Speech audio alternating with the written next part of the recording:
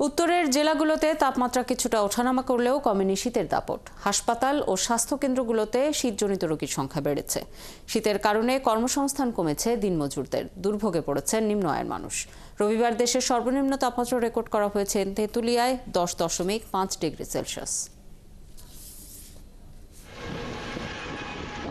পঞ্চগড়ে তাপমাত্রা কিছুটা ওঠানামা করলেও কমেনি শীতের দাপট। কুয়াশার দাপটে রোদের উত্তাপ নেই, এতে দুর্ভোগে পড়েছেন কম আয়ের মানুষ। কনকনে বাতাসে কাহিল হয়ে পড়েছে কুড়িগ্রামের মানুষ। সবচেয়ে দুর্ভোগে চর এলাকার প্রায় 7 লাখ মানুষ। ঠান্ডায় ডায়রিয়া ও নিউমোনিয়ায় আক্রান্ত হচ্ছে শিশুরা। উত্তরের জেলা নীলফামারীতে শীত কিছুটা কমেছে। জেলায় সর্বনিম্ন তাপমাত্রা রয়েছে 12 ডিগ্রির ঘরে। বেলা বাড়লে বাড়ছে সূর্যের তেজও।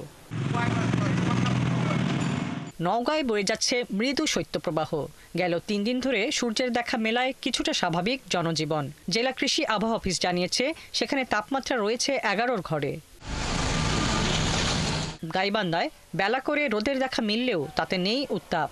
ঠান্ডায় শিশু ও বয়স্কদের রোগ বাড়ছে। বেশি বিপাকে ছিন্নমূল মানুষেরা। শীত লাগে, শীতের কাপড় নাই, শীত লাগবে না।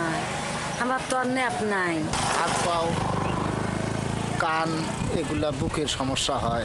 দিনাজপুরের সর্বনিম্ন তাপমাত্রা 13 ডিগ্রির ঘরে। শীতের কারণে কর্মসংস্থান কমেছে দিনমজুরদের। জেলা আবহাওয়া অফিস জানিয়েছে, হিমালয়ের কাছে একটি ঘূর্ণাবর্ত তৈরি হওয়ায় তাপমাত্রা বেড়েছে। তবে সোমবার থেকে আবারও কমবে। কুয়াশা কেটে মৌলভীবাজারে সকাল থেকে দেখা মিলেছে সূর্যের। তবে কনকনে বাতাসের কারণে শীত অনুভূত হচ্ছে বেশি। তাপমাত্রার পারদ 10-এর ঘরে নেমেছে। শীতবস্ত্রের অভাবে চা শ্রমিক ও কম আয়ের মানুষের দুর্ভোগ বেড়েছে। যে মজুরি দেওয়া হয়, এই মজুরি আমরা শীতের কাপড়ও বেশিরভাগ পরা যাইতেছে না। খাওয়াও শীতের সময় জানেন আপনারা, একটু খানি বেশি লাগে, খানিও জুত মতো পাইতে আসি না, মানে এই খাওয়ার কম হয়। এরপরে কাপড় কোথায় কিনবো শীতের কাপড়? থাকে একবারে হাত পা ঠান্ডা হয়ে যায়, একদম বুঝার মতন হয়ে যায় হাত পা। সহ্য করতে পারি না, হাঁটতে পারি না। কোম্পানির পক্ষ থেকে কেউ সহযোগিতা করে না।